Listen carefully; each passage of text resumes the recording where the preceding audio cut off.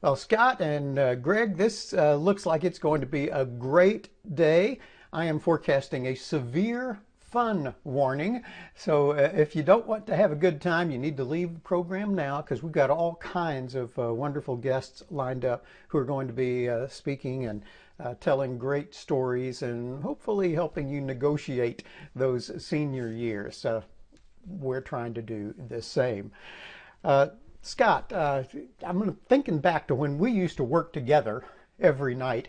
And what you may not know is after you went home, when we had some real winter storm warnings, and I was concerned about roads icing up, and oh, the worst thing that could happen would be if we had snow or ice overnight and the morning meteorologist wouldn't be able to make it in. That was my big fear. And so there were times when I spent the night at the station. I would take a sleeping bag and a pillow and a change of clothes. And here's the part you may not know. I would sneak into the sports office, which was dark. I couldn't go to the newsroom. That's busy all night.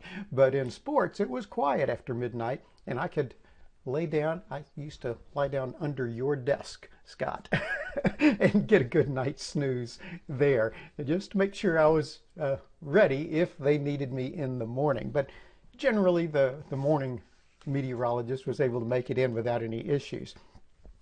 Now, I'm not the only weathercaster who is going to be presenting today. A little later, I think you're going to be hearing from Troy Dungan. And Troy, of course, a friend and a longtime competitor. What he may not realize, though, is that back when I was growing up in Houston, Troy was one of the weathercasters on KTRK, Channel 13, there in Houston. And I recall vividly the night he left to move, I believe it was up to Detroit he was going to. And when he left, he set off a smoke bomb in the studio, and when the smoke cleared, he was gone. So that was his goodbye from Houston, and I remembered laughing about that. I'm sure you're going to be hearing a lot more from Troy a little bit later.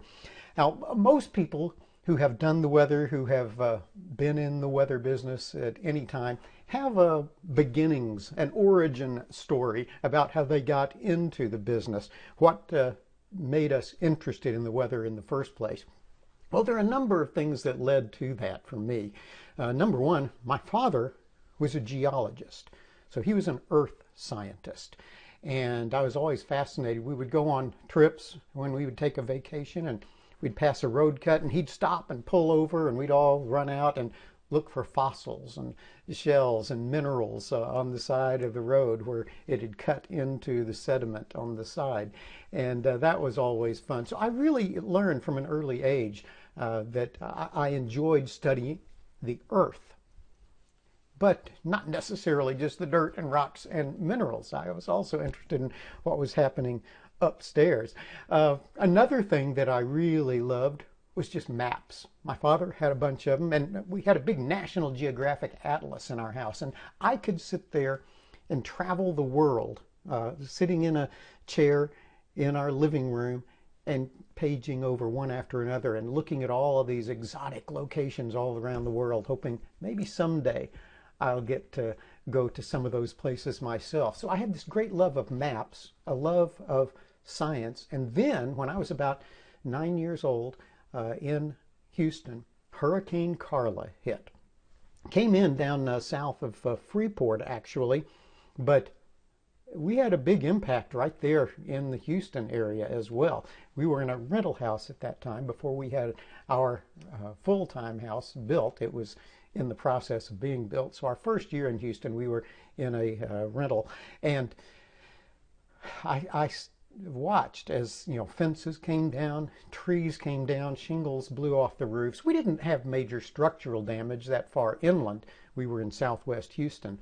But it still made a big impact on me. And from that time forward, I was fascinated by hurricanes. And this was, recall, way before the internet age. You couldn't go to a website and see what the National Hurricane Center was saying.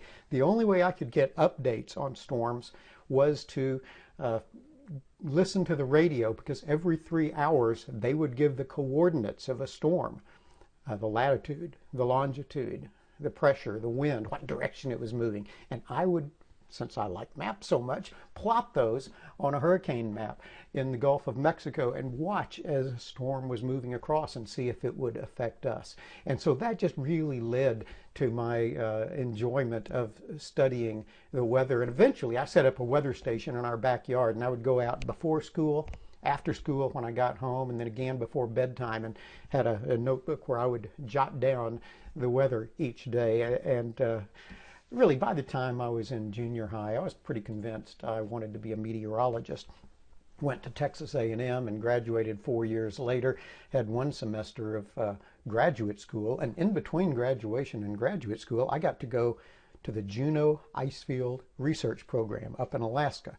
One of my first real adventure travels, where I spent 6 weeks up on the ice field. We would cross-country ski from one base to another, doing all kinds of research on meteorology, but also geology, glaciology, geophysics.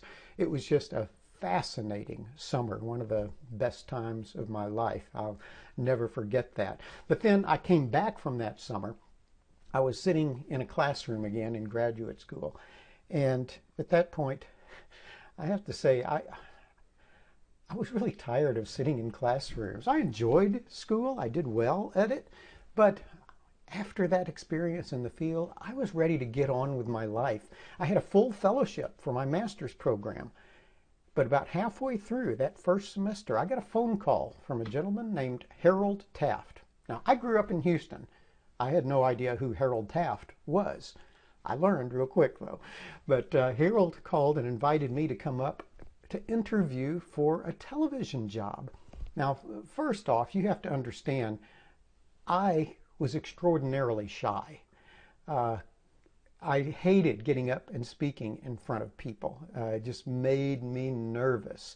Now, I could be in a play and play the part of someone else, but me standing up and talking just always made me quake.